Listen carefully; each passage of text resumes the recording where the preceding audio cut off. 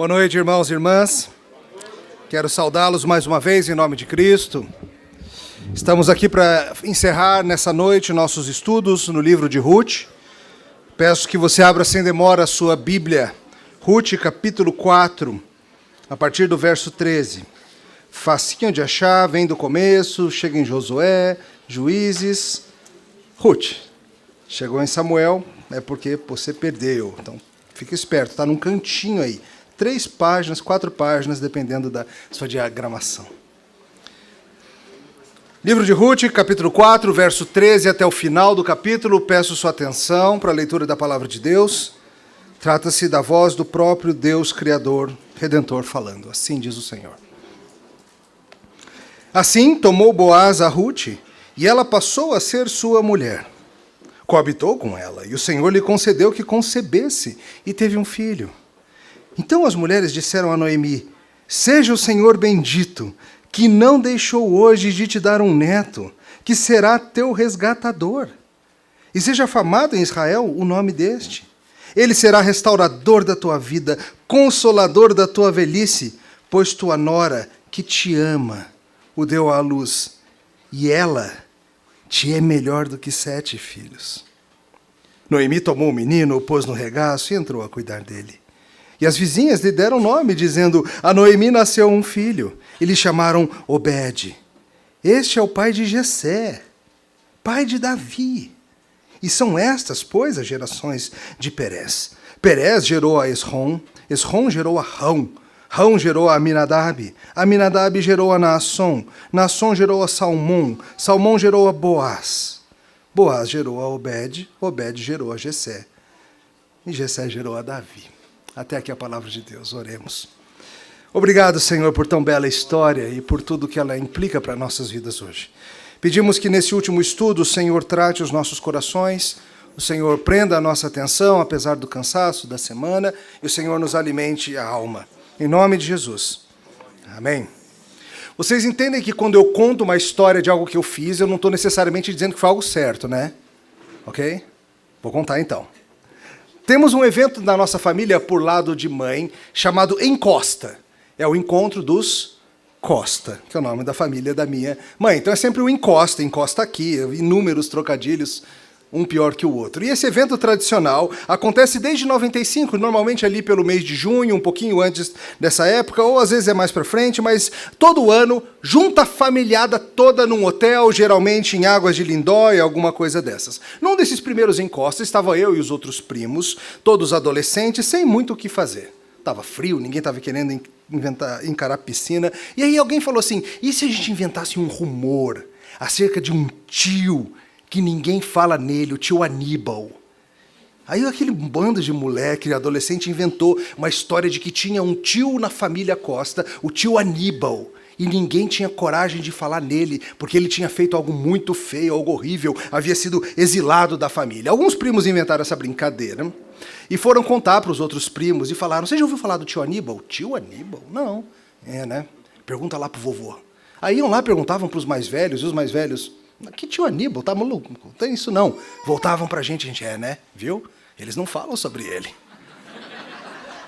Eles não contam. Pode perguntar o quanto você quiser. Eles não contam. As negativas só provavam a conspiração. Como é com toda a teoria da conspiração, no final das contas. Mas o curioso não é nem a tolice dos adolescentes inventando bobagem. O curioso é que essa brincadeira gerou conversas diversas entre aqueles jovens e os mais velhos, os tios, os primos de segundo grau, os tios avós e tudo mais, sobre os outros tios que pouca gente conhecia. Tio Aníbal, será aquele primo do tio Venâncio, aquele que morou não sei aonde, não sei o quê? E a gente começou a aprender coisas sobre vários familiares que a gente nem imaginava. Às vezes a gente encontra um senhor, um tio, e a gente pensa que ele sempre foi senhor e tio, né? Mas ele foi jovem, ele viveu várias coisas, fez várias coisas. E a gente começou a aprender sobre o que cada um foi, fez e falou. Algumas coisas contadas com grande entusiasmo, outras coisas estranhas arrancadas depois de um esforço. Vários ficaram genuinamente confusos. O fato é, árvore genealógica é algo interessante. É algo que mexe com as nossas raízes. Lembro, certa vez eu tive a ocasião de passar na região onde os Garofalo vêm, originalmente lá na região de Nápoles, e foi um barato passear e ficar imaginando, puxa vida, meus tataravós vieram daqui, dessa região, dessa terra, disso tudo. Talvez você já tenha investigado um pouquinho da sua história familiar. Talvez você saiba que você descende de um general, ou de um escritor, de um serial killer, alguma coisa bem famosa assim. Talvez, espero que não. Enfim. Hoje nós vamos investigar o final do livro de Ruth e o que ele é, senão a árvore genealógica dessa história toda. Hoje nós vamos ver pelo simples final de Deus elencando para a gente vários nomes, o fato de que Deus está planejando uma história incomparável. Talvez você que está aqui hoje, você tenha a impressão de que a Bíblia é um monte de histórias soltas de gente muito santa e melhor do que a gente. E gente que, por ser tão santa, conseguiu agradar a Deus e foi levada para o céu. E que a Bíblia serve para te mostrar esses exemplos de como ser santo que nem eles. Mas não é isso que a Bíblia traz. Hoje nós veremos que a Bíblia é a respeito de uma única história muito específica. E que todas as pequenas histórias contidas na Bíblia, inclusive a história de Ruth, se ligam a essa grande história, a de que Deus está salvando um povo para si, composto de pecadores de todo tipo e de todo o mundo. Esse é o resumo do sermão. Se você entender isso, você entendeu tudo. Deus está salvando um povo para si. Um povo que é composto de pecadores de toda sorte, de todo tipo, e vindos de todo o mundo. A gente vai ver isso em duas partes. Primeiro eu quero mostrar para vocês como Deus trata com a gente individualmente, e depois eu vou mostrar para vocês como Deus trata conosco como um povo, como um grande plano. Vamos pensar então nessa parte individual primeiro. Olha de novo versos 13 em diante. Assim tomou Boaz a Ruth, e ela passou a ser sua mulher, coabitou com ela, e o Senhor lhe concedeu que concebesse, e ela teve um filho. Então as mulheres disseram a Noemi, seja o Senhor bendito que não deixou hoje de te dar um neto, que será teu resgatador, e será afamado em Israel o nome deste. Este será restaurador da tua vida, consolador da tua velhice, pois tua nora que te ama o deu à luz, e ela te é melhor do que 7 filhos. Noemi tomou o menino e o pôs no regaço e entrou a cuidar dele. E as vizinhas lhe deram nome, dizendo, a Noemi nasceu um filho. E lhe chamaram Obed. Este é o pai de Jessé, pai de Davi.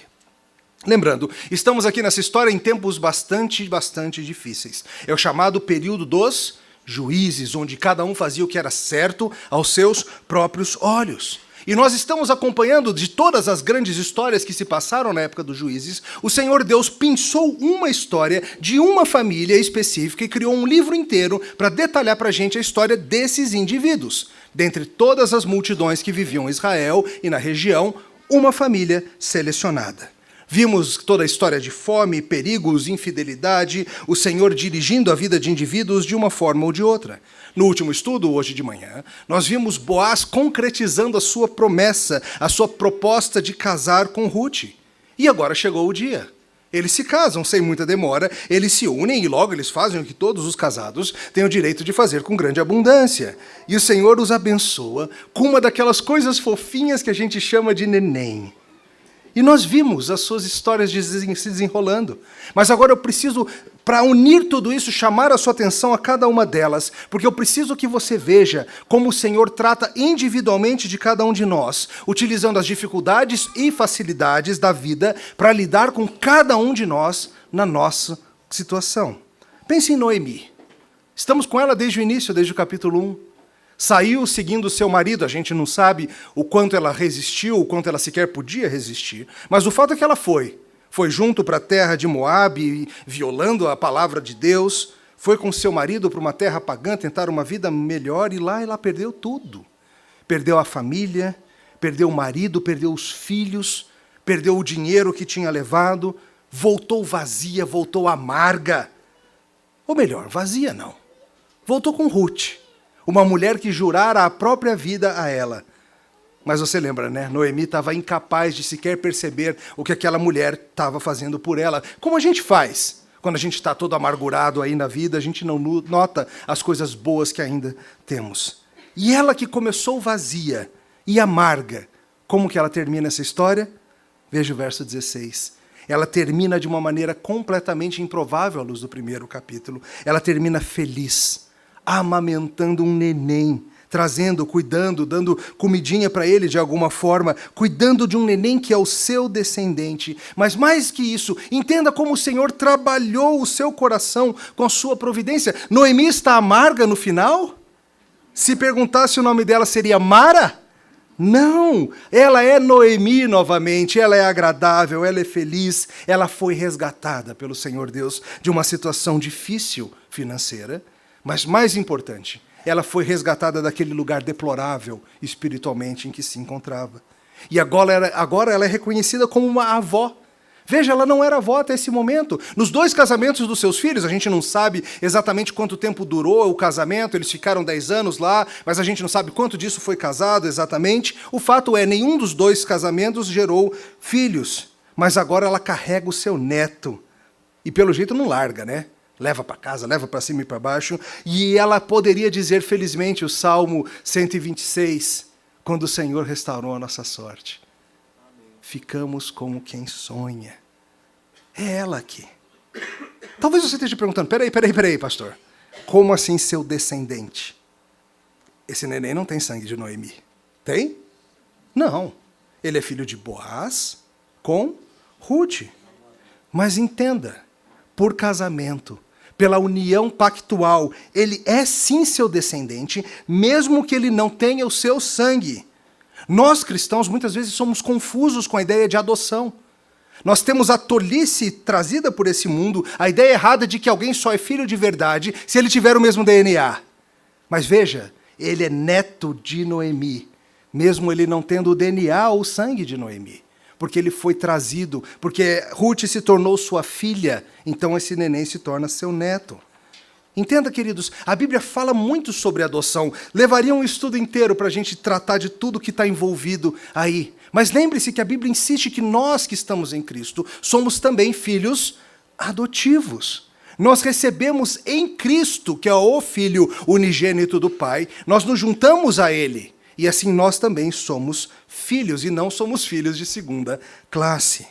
E veja, o texto bíblico nos fala que esse menino que nasceu será alguém que vai poder cuidar dela na sua velhice. Que ideia é essa?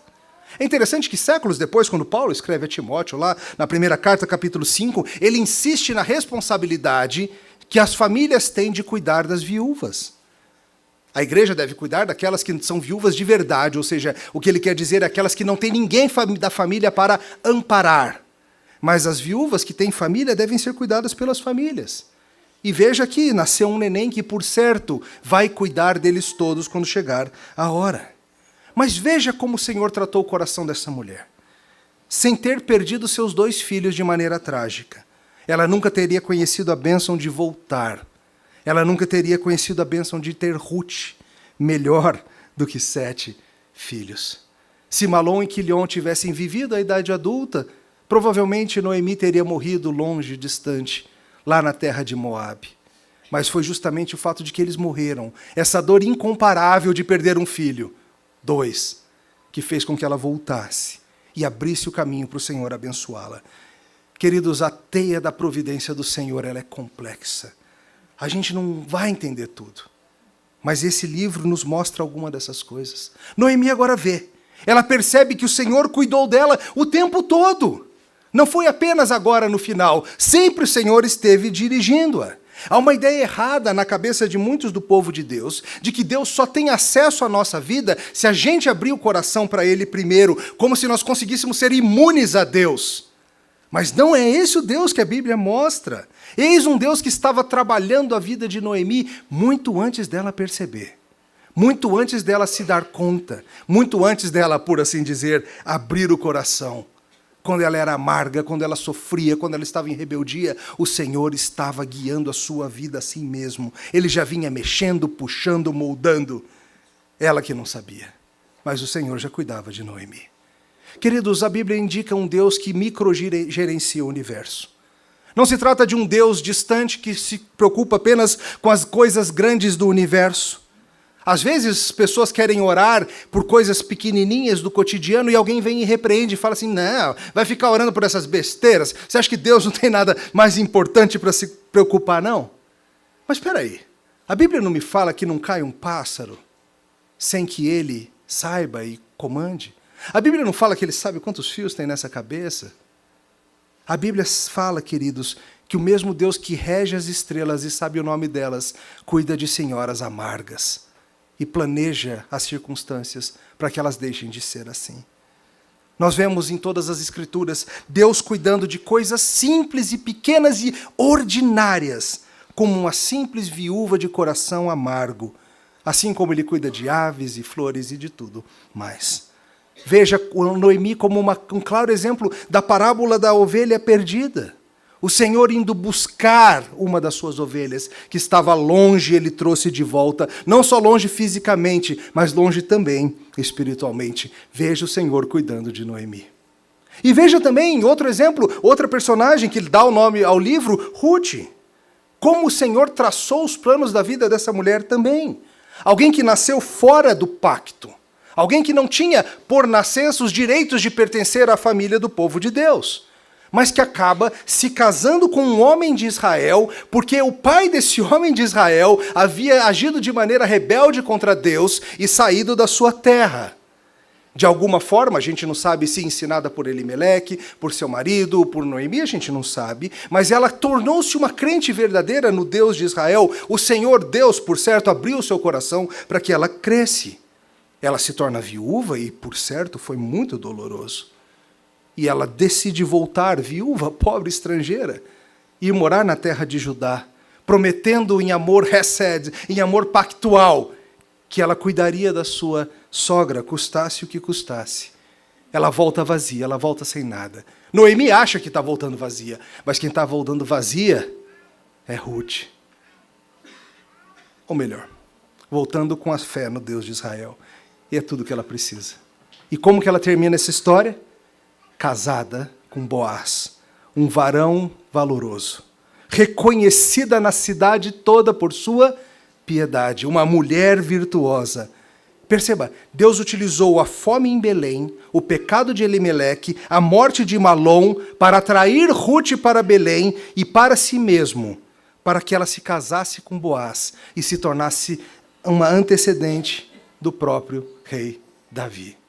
Veja o Senhor operando. Ela termina casada com um homem piedoso, com um filho dado pelo Senhor, e mais uma dessas situações de nascimento inesperado. E é interessante como a Bíblia traz vários desses nascimentos inesperados, não é verdade? Lembre-se de Sara. Sara, que não podia ter filhos, em idade avançada, vem alguém e diz para ela que ela vai ter filhos, e ela ri. Só que nasce Isaac e a gente continua rindo, mas agora de alegria. Lembre-se de Ana. Ana, que não podia ter filhos e se derramava perante o Senhor no tabernáculo, e teve o grande Samuel. Lembre-se de Isabel, mãe de João, também não podia ter filhos, mas o Senhor lhe deu um filho.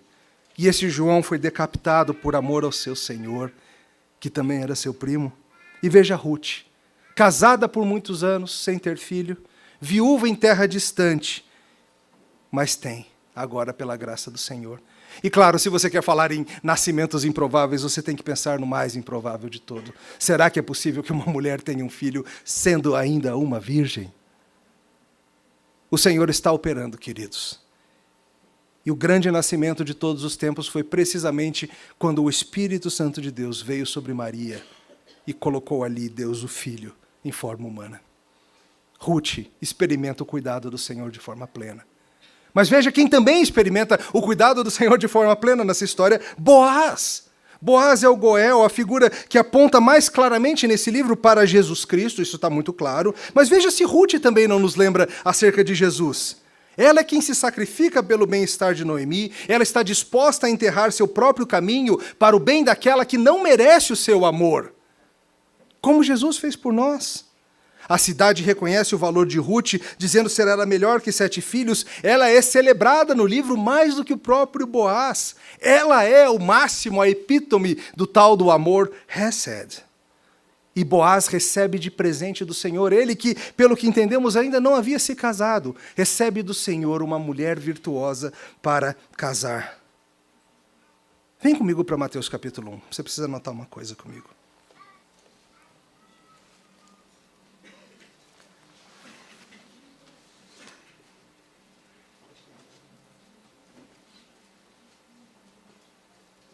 Em Mateus capítulo 1, essa mesma genealogia do final de Ruth, ela é trazida com mais detalhes. Eu quero que você note, a partir do verso 4, essa mesma sequência com alguns detalhes a mais. Mateus 1:4. Arão gerou Aminadab, Aminadab a Naasson, Naasson a Salmão, Salmão gerou de quem? De Raabe a Boaz. Quem era Raabe? Aquela prostituta da cidade de Jericó, que escondeu os espias enviados pelo Senhor. A prostituta pagã, que creu e que foi salva pela sua fé. E depois de ser salva pela sua fé, e depois do povo de Deus tomar a cidade de Jericó e fazer tudo o que fizeram, um dos homens de Israel, chamado Salmão, e eu amo Salmão. Salmão é o cara, porque o cara macho, para falar, essa vai ser a minha mulher, pois eis mulher virtuosa. Se alguém está em Cristo, nova criatura. E veja, que desse casamento nasce quem? Boaz, justamente um homem que, por causa da história da sua mãe, estaria propenso, pela sua experiência difícil de família, a ser alguém que entende muito bem que pessoas podem ser resgatadas pelo Senhor, não importa quão suja seja a sua história. Que o Senhor opera em gente quebrada, que o Senhor pega pecadores vis e os deixa mais alvos que a neve. E se você aqui não acredita nisso, você não acredita no Evangelho. Se você não acredita que Raabe ou Ruth podem se tornar mulher virtuosa, você não acredita no Evangelho. Salmão acreditava, e ele se casou com Raabe. E veja como a misericórdia de Deus, usada na vida de Raabe, está agora influenciando a geração seguinte. Porque esse filho que vem disso, Boaz, ainda que não tenha casado cedo, está pronto para receber uma mulher de um passado duvidoso também. Porque ele sabe muito bem que quando o Senhor limpa, a pessoa fica de fato nova. Talvez você se pergunte por que o Senhor permitiu que você tivesse vivido tantos anos em pecado. Vários de vocês aqui cresceram já no contexto da família da fé, e graças a Deus por isso. Mas vários de vocês não. E talvez você que tenha vivido longe do Senhor por décadas, você pense, puxa vida, Deus não podia ter me chamado antes? Teria me poupado tanto sofrimento? Por que fui me converter tão velho? Depois de ter feito tanto estrago e tanta bobagem, talvez seja para que você possa transmitir às próximas gerações a grande verdade de que pessoas quebradas como você podem ser feitas novas criaturas em Cristo. Para que você ajude seus filhos a crescerem sabendo experiencialmente que pessoas quebradas podem ser remendadas em Cristo e ser bênção. E eis Boaz, o resgatador. Ele salva aquela família. Por meio de fazer isso, o seu nome se torna grande em Israel. Ele não queria fazer seu nome ser grande, ele só queria servir, ele só queria cuidar. Mas eis Boaz, agora com seu filho. E que nome apropriado para o seu filho? Obed, servo. Servo. Que nome mais apropriado para alguém que vem de Boaz e de Ruth do que servo? Veja, e é interessante que os versos 14 e 15 nos apontam algo um tanto estranho, embora claramente Boaz seja o Goel, o resgatador. Veja o que o texto traz. Olha comigo mais uma vez. Seja o Senhor bendito, 14, que não deixou hoje de te dar um neto que te será teu resgatador. Ué, o resgatador não é Boaz? Por que estão dizendo que Obed vai ser um resgatador dela? Bem, uma sugestão que muitos trazem é aquela ideia que eu já falei de uma geração mais nova cuidando da geração mais velha na sua velhice, na sua idade avançada. Mas talvez o aspecto mais interessante aqui seja aquilo que eu falei hoje de manhã, a ideia de que esse povo sabia muito bem que por meio da tribo de Judá, um dia viria o descendente prometido para Eva. Aquele que finalmente esmagaria a cabeça da serpente. Aquele que seria o grande Goel, o grande resgatador de Israel. E talvez a expectativa dessa turma seja essa. Talvez seja esse neném. Talvez seja Obed. Talvez seja ele, o Goel de Israel. O Goel de todos nós. Eles sabiam que viria pela linhagem de Judá. Não era Obed, como hoje nós já sabemos.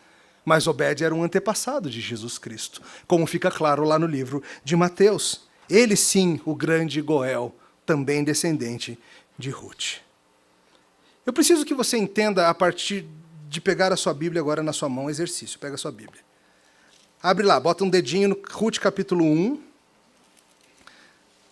e pega Ruth capítulo 4. Deu aí quantas páginas? Nem 4 direito, né? Isso aqui, assim, ó, filetinho aqui. Se você passar rápido, você perde. E eu quero que você perceba o presente que é para o povo de Deus um livro pequeno como esse de Ruth.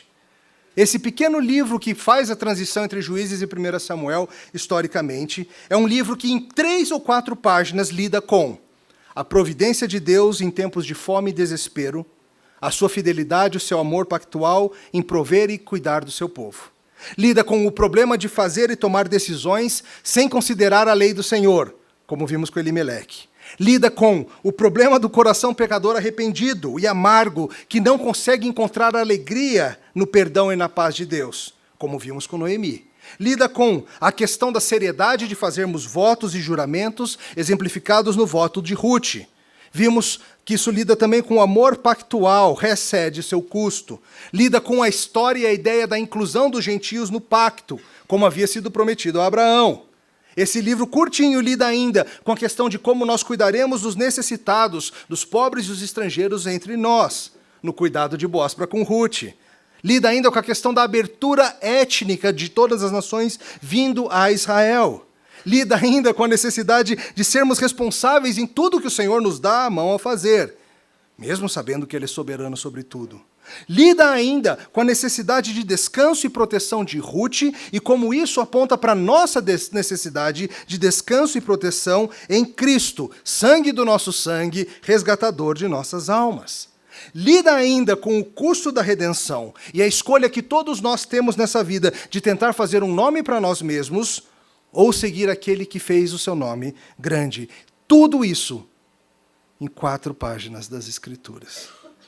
Eu espero que isso te inspire a mergulhar nesse livro, nesse próximo semestre.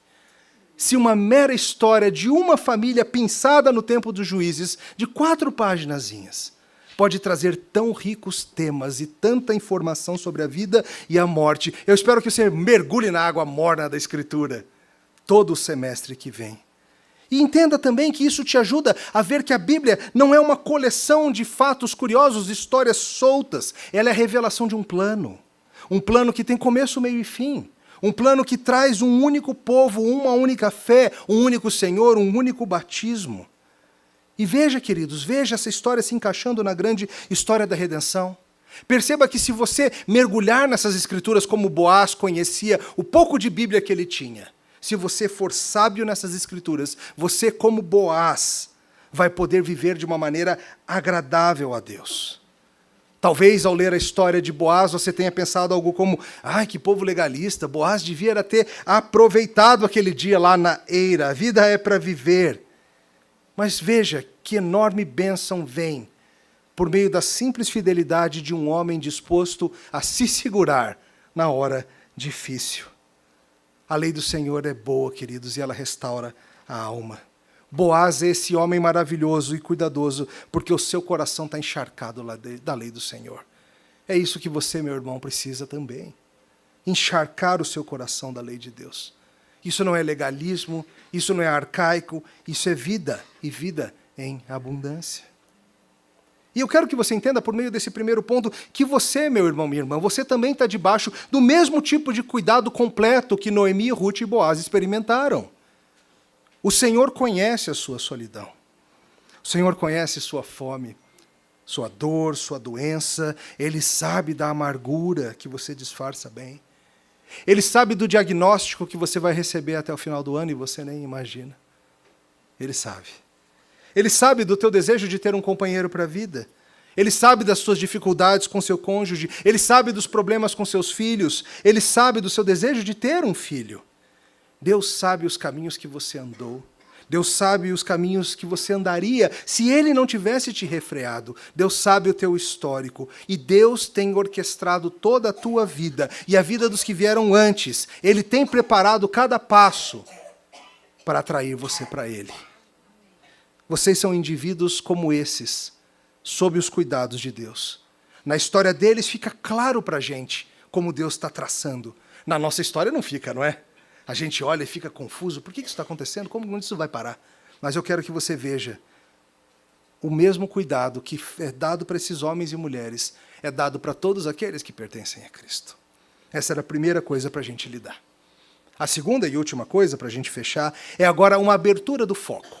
Se antes a gente estava focando nos indivíduos, agora o Senhor Deus, no final do livro, permite, por meio da genealogia, que a gente abra a visão e veja que essa história rural de um país distante está relacionada com a gente, com a vida e com o universo e com tudo mais. E assim a gente vai para o nosso segundo ponto. Deus está redimindo um povo feito de pecadores de todas as nações e de todos os tipos.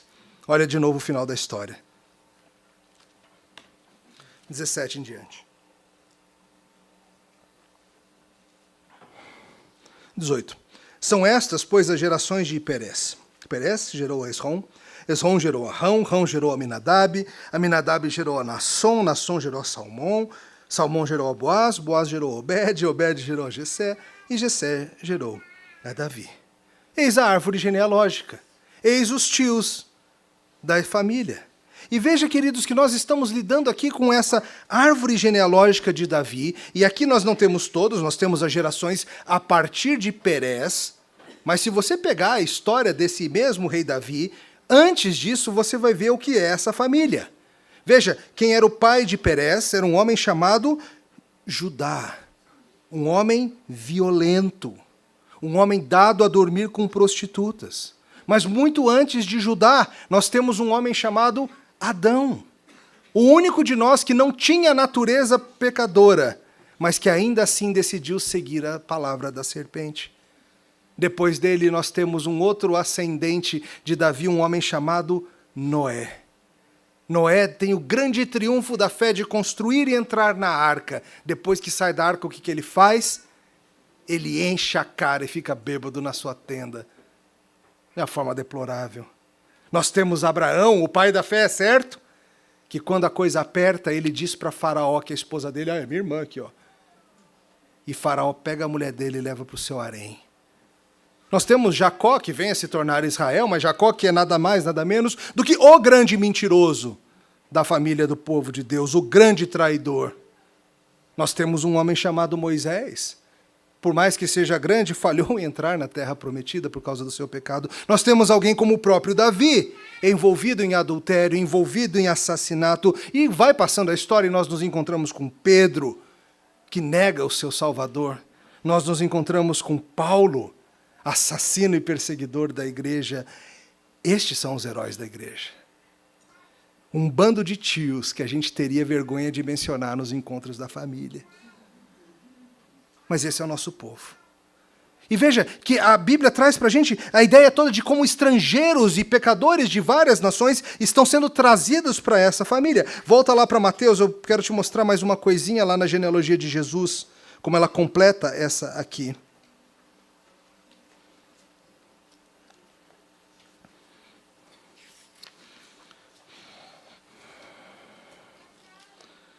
Veja como a Bíblia brutalmente conta a história. Veja, verso 1, livro da genealogia de Jesus Cristo, filho de Davi, filho de Abraão. Abraão gerou a Isaque, Isaque a Jacó, Jacó a Judá e seus irmãos. Judá gerou de Tamar, que era sua nora, a Perez e a Zerá. Perez gerou a Esrom, Esrom a Arão, Arão a Aminadab, Aminadab a Nasson, já aprenderam, né? Nasson a Salmão, Salmão gerou de Raabe a Boaz. Este de Rute gerou a Obed e Obed a Jessé. Jessé gerou o rei Davi a Salomão de quem? Daquela que havia sido mulher do outro. É estranho, não é, que a história de Jesus seja tão manchada? Veja que o autor, Mateus, decidiu selecionar para essa história várias mulheres, mas note que ele decidiu colocar, não as que a gente esperaria que ele colocasse, mas ele escolheu principalmente mulheres gentias, mulheres pecadoras. Pense no encontro dessa turma num hotel em Lindóia. Um autor nota muito bem, Mateus não incluiu as estrelas esperadas. Cadê Sara? Cadê Rebeca? Cadê Raquel? Cadê Eva? Não é que elas não são importantes, não é isso. Mas nessa genealogia, Mateus tinha um ponto muito importante que ele queria fazer. Lembre-se, a história do nascimento do próprio Senhor Jesus tinha um potencial para ser escandalosa, não tinha? Até José ficou preocupado com essa história. Mas vem Mateus e mostra para a gente, você está preocupado com escândalo? Então escuta. Eis a família desse Jesus. Tamar, que se vestiu de prostituta para enganar seu sogro Judá. Raabe, que não só se vestiu de prostituta, ela era uma prostituta. Ruth, uma pagã estrangeira moabita, raça mais perigosa de mulheres que tem. Batseba, uma estrangeira, provavelmente, como Urias, seu marido, envolvida em adultério com Davi. Queridos, que árvore genealógica! Um monte de homens e mulheres de pouco valor, de quem nós teríamos vergonha naturalmente. Você tem um tio que ninguém menciona na reunião de família? Você tem um primo que ninguém nunca vê? Você acha que não, né? Tem sim. É porque ninguém fala dele. Ou talvez... Submeto a você o fato de que se os desejos ocultos e escusos do teu coração fossem projetados num telão como esse, você seria o tio que ninguém convidaria para os encontros de família. Se de fato aquilo que se passa no mais íntimo do teu ser fosse exposto a esse mundo, aquilo que só o Senhor Deus viu, você seria o primo, a prima que não é bem-vinda. E a pergunta é, por que Jesus escolhe vir encarnar numa família como essa? Lembra, você não escolheu a família que você nasceu, escolheu? Não, né? Você só nasceu. Mas ele escolheu. Com Jesus é diferente. Ele escolheu que ele entraria nesse momento da história, nessa mulher, dessa descendência. Ele escolheu essa família. Por que escolher um bando como esse? Um bando de homens que não vale nada, um bando de mulheres de passado duvidoso, imorais, enganadores, tolos e pecadores. Por quê? Havia algo muito importante a ser ensinado na vida do nosso Salvador. Parte disso é para que você pare de ver a Bíblia como se fosse um livro acerca de como heróis agradam a Deus. Não é isso. A Bíblia é acerca de como nós somos nada diante dele, mas ele vem para nos encontrar no nosso pecado. Como um comentarista diz, quando Jesus encarnou, ele não veio vestido com uma roupa antitóxica, luvas e precauções como um cientista num laboratório de pesquisas de doenças. Não, ele veio se identificando conosco como um de nós, na linhagem de gente má, que nem nós. Jesus Cristo em sua família se mistura a pecadores de todos os tipos. E foi assim na sua vida também, não é verdade? Os fariseus viviam reclamando disso.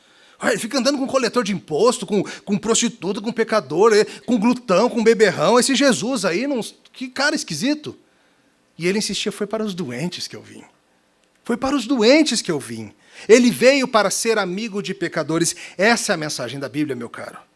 Não por meio de dizer, está tudo bem, vai lá e peques mais à vontade. Não, não é isso. Mas por meio de dizer, você não é capaz, mas eu vou levar o teu pecado sobre mim, para que em mim, na minha cruz, você tenha vida e vida em abundância. E veja o cuidado desse Salvador por nós. A enorme teia da providência. Pense nisso. Se não houvesse fome, não haveria aquela imigração daquela família em pecado. Sem aquela imigração rebelde, não haveria Ruth sendo atraída para o povo de Deus, de Israel. Sem Ruth, não haveria esse casamento com Boaz. Sem esse casamento com Boaz, não haveria Obed, não haveria Davi. Não haveria a linhagem do Senhor Jesus como nós a conhecemos. Querido, o Senhor Jesus ainda está agindo, o Senhor Deus segue agindo nas nossas vidas de forma similar. Eu sei que parece que a vida é cheia de pontas soltas, eu sei disso. Eu sei que tem dias que parece que nada faz sentido. Mas entenda, o Senhor Deus está operando na tua vida. E pode ser que os resultados de alguns sofrimentos e algumas coisas estranhas que se passam na sua vida se mostrem apenas daqui a gerações o resultado delas. É interessante, se você pegar depois para ver a história de Davi, quando ele está fugindo de Saul, numa ocasião ele precisa proteger os seus pais, que certamente vão ser vítimas. E onde que ele leva seus pais? Alguém lembra? Ele leva os seus pais para Moabe, porque ele leva os seus pais para a terra de vovó Rutinha, porque ele sabe que lá na terra de vovó Rutinha eles serão bem tratados por causa da herança. Gerações se passam e o Senhor está abençoando. Cuidado para não julgar as ações do Senhor de uma maneira míope, vendo apenas o aqui e agora, os 5 ou 10 anos para frente e para trás. O Senhor trata em termos de gerações, queridos. O Senhor trata em termos de eras. Ele é capaz de ver todas as coisas ao mesmo tempo. Ele sabe passado, presente, futuro. Ele não é limitado pelo tempo. Ele entende as relações entre todos os fatos. Ele determina tudo o que se passa. Ele é soberano. Muitas coisas da nossa vida vão além da nossa compreensão. Por vezes a gente quer entender, ai Deus, por que aquilo? Por que aquela outra coisa? Mas tem muita coisa que você não vai entender, querido. Algumas das coisas vão ter resultado daqui a 3 gerações. Serão seus bisnetos que olharão e falarão, puxa vida, minha bisavó saiu daquela situação e olha o resultado hoje. O Senhor opera numa escala maravilhosa, maior do que a nossa mente compreende. O que a gente tem que compreender é o que Paulo insiste em Romanos 8, que todas essas coisas, eu não sei explicar como, mas todas essas coisas cooperam para o bem daqueles que amam a esse Deus, daqueles que são chamados segundo o seu propósito soberano, mesmo as coisas que parecem estar indo para trás. E eu vou provar para você agora como o Senhor vem planejando a sua vida há muitas gerações. Eu trago essa história a partir de um livro que eu li muitos anos atrás. E é um exercício, tá? Começa fácil e fica difícil, estou avisando. Começa fácil. Todos vocês têm que fazer na sua cabeça. Quero que você pense no nome dos seus pais. Emílio e Regina, lembrei. 2 pessoas, certo? Normalmente. Pais, 2 pessoas. 4 avós, pense no nome deles. No meu caso, Emílio, Trindade, Heloísa, Rubens. 4. Seus 8 bisavós. Lembrou uns 5 no máximo, né? Acima deles são quantos? 4, 8, 16.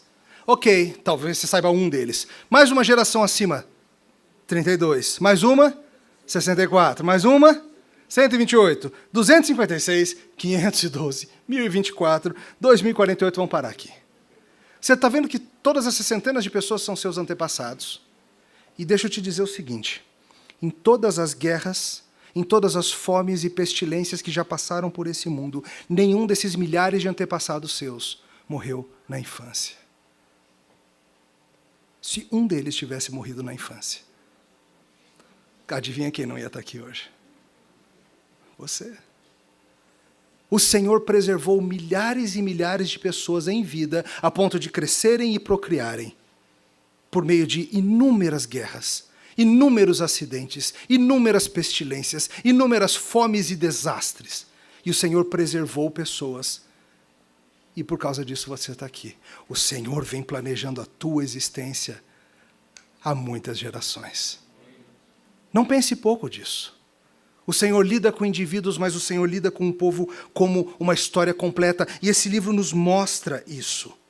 É um Senhor que está planejando gerações em gerações. A gente não vê o resultado, mas a gente tem que confiar nesse vislumbre que nós temos, de que aquele que planeja faz o que ele quer. O livro de Ruth nos mostra como Deus age ordinariamente planejando e cuidando do seu povo. Aliás, é uma outra coisa boa para anotar para o teu coração. Trata-se, por acaso, de um livro cheio de milagres e grandes manifestações sobrenaturais? Tem mar abrindo? Tem multiplicação de pães? Tem aparição de anjo? Não, não tem nada disso. Muitas vezes na igreja nós temos a ideia errada de que Deus só está atuando em coisas extraordinárias. Que a não ser que paralíticos andem, que a não ser que você tenha visões, ou seja, o que for, Deus não está presente. Mas o livro de Ruth nos mostra de maneira maravilhosa que Deus está cuidando de nós todos os dias. Abrindo espaço para você trabalhar, fazendo com que você tenha um lugar bom para trabalhar, te cercando de pessoas que serão úteis e que você poderá ser úteis para ela. Isso não é, por favor, de maneira nenhuma, para negar que o sobrenatural exista e que Deus faça coisas impressionantes quando Ele quer. Mas eu espero que você tenha visto nesse livro que o cuidado diário de Deus para com os probleminhas de moabitas e senhoras amargas e solteirões não é menos impressionante do que quando Ele abre mares por aí. Gente ordinária como nós, em situações ordinárias como a gente vive no nosso dia a dia, mas que está debaixo das asas dele e pode contar com esse cuidado. Esse livro de Ruth é acerca de quem, afinal? É acerca de Noemi? É acerca de Boaz, talvez. Elimeleque, acho que não. Ruth, talvez. Muito mais do que isso, ela é acerca do que o Senhor Deus está fazendo em Cristo por nós. Ela é acerca de como Deus está juntando um povo por meio do seu Redentor, Jesus Cristo. Não apenas de como Deus trouxe pão para a casa de pão, mas como Ele trouxe o pão da vida por meio da geração dessas pessoas, para que Ele viesse, para que a gente se alimentasse dEle. Aquele que, como Boaz, é capaz de resgatar o seu povo a um custo infinito de obediência e morte na cruz. Aquele que deixou muito mais do que meros campos de Moabe, aquele que deixou a glória dos céus e se fez servo e habitou entre nós.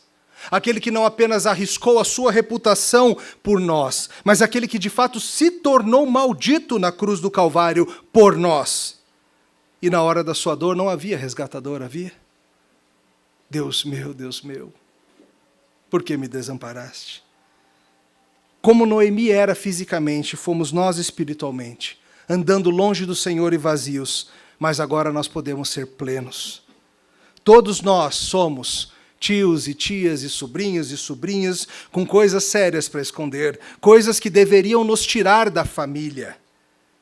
Mas eu te digo hoje, não importa de onde você vem, se você, como Ruth, vem de um contexto terrível de paganismo e infidelidade a Deus, não importa o que você fazia, mesmo que você tenha dormido com a cidade toda, como Raabe, não importa se você se afastou do Senhor como Noemi em amargura e rebeldia, ou se você sempre esteve pertinho como Boaz, o importante é que você venha. Este é o Evangelho segundo Ruth, e o único lugar seguro no planeta inteiro é debaixo das asas do Altíssimo, se refugiando no resgatador Jesus Cristo. E a mensagem do livro de Ruth é: há um Senhor Deus orquestrando todas as coisas rumo ao plano eterno de redimir um povo para si, por meio do Redentor Jesus Cristo, um povo de todas as tribos, línguas e nações, pecadores de todos os tipos, uma enorme família adotiva, composta de amargurados e aflitos e devassos e pessoas que aprontaram todo tipo de coisa, um grupo que daria vergonha de participar, mas um grupo que, por causa da vergonha da cruz, não se envergonha do Evangelho, pois ele é poder de Deus para a salvação de todo aquele que crer, seja judeu, seja moabita. Dá para ver por que chamam de boas novas? Oremos. Senhor, nós te louvamos pelas boas novas. Te louvamos porque o Senhor nos encontrou onde estávamos. Alguns de nós aqui vivemos vidas terríveis longe do Senhor, mas o Senhor nos chamou. Outros de nós sempre estivemos pertinho, mas fomos rebeldes em nossos corações. Outros de nós vivemos períodos de afastamento do Senhor, como Noemi. Mas nós te pedimos que o Senhor nos traga para perto, que o Senhor nos acolha debaixo das suas asas, por meio do Redentor Jesus Cristo, nosso fiel resgatador. Nós te louvamos pelo teu povo que vem de todo canto da terra, teu povo que vem de todo tipo de história perversa, teu povo, Senhor, que é nova criatura naquele que nos amou. E nós pedimos, Senhor, que o Senhor continue o processo de limpeza, ainda que arda bastante. Que o Senhor nos molde a semelhança do nosso Salvador. No nome de quem oramos. Amém. Deus os abençoe, irmãos. Obrigado pela atenção.